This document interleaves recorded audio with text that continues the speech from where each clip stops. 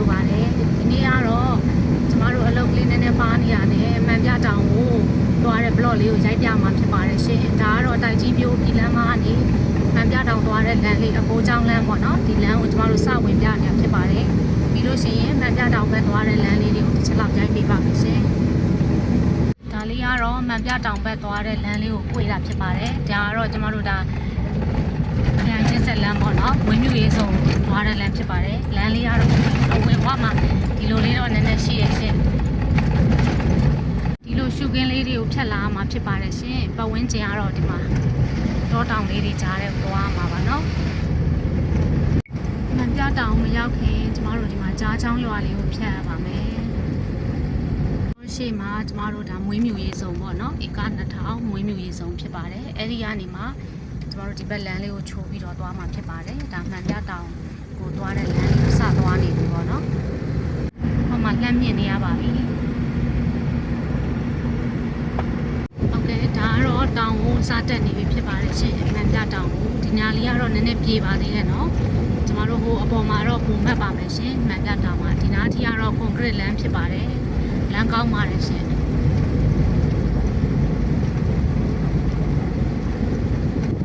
ဒါလေးကတော့မှန်ပြတောင်စတက်နေရလမ်းလေးဖြစ်ပါတယ်ဒီနားထိကတော့ကွန်ကရစ်လမ်းဖြစ်ပါတယ်ရှင်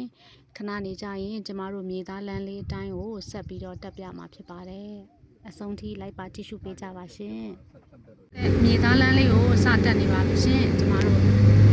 ချောတယ်ရေဖြန်းတော့နည်းနည်းချော်နေတာပါရှင်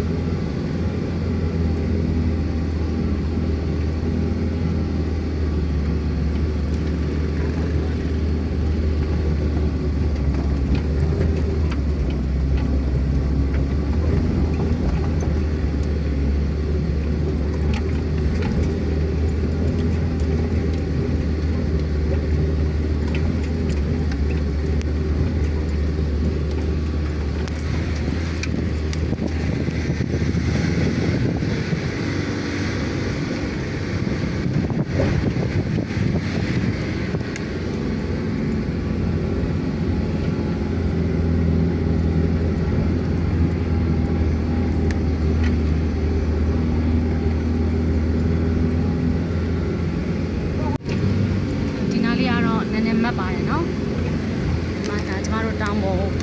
ကနေအောက်ကိုမြင်ရတဲ့အနေအထားပါ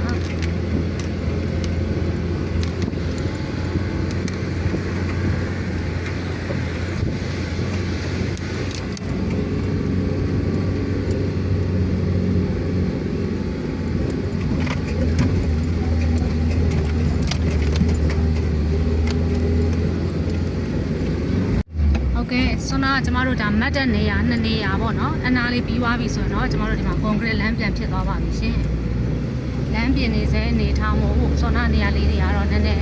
သတိလေးနဲ့တော့ထားမောင်းဖို့လိုပါမယ်နော်ဒါကတော့မှန်ပြတောင်ပေါ်ကိုကျမတို့ထိတ်ကိုရောက်တော့ပါမယ်ပေါ့နော်ဒါနည်းနည်းလေးပဲလိုပါတော့တယ်အမှတစ်ချက်တက်လာတဲ့ view လေးကိုတစ်ချက်လောက်ပြပေးတာပါရှင်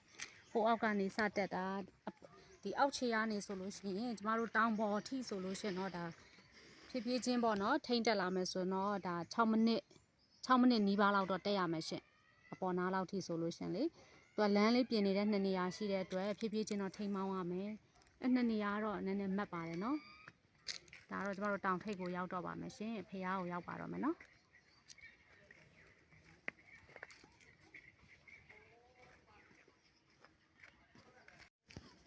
ဒါကတော့ငကယုံစေရီတော်နဲ့အပေါ်မှာကျမတို့မှန်ပြတောင်တော်ဖျားရှိပါတယ်ဒါမှန်ပြတောင်စေရီရဲ့အပေါ်နေရာကိုရောက်ရှိနေတာဖြစ်ပါတယ်ဒါမှန်ပြတောင်စေရီပါမှန်ပြတောင်ဆရာတော်ဖျားကြီးမိန့်တာကတော့ဒီ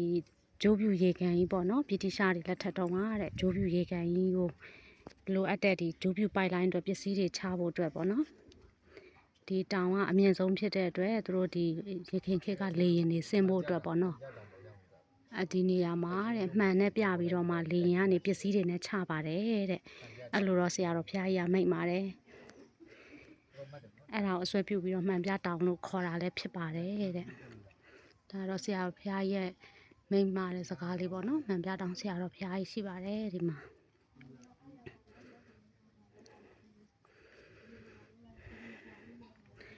ះရောက်တာနဲ့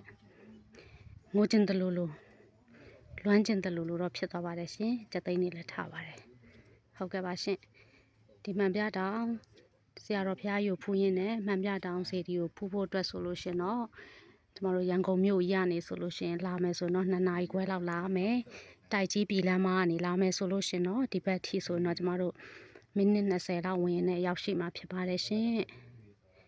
ဟုတ်ကဲ့ပါရှင်ပထန်းစများလည်းလာရောက်ဖူးမြော်ဖို့ဖိတ်ခေါ်ပါတယ်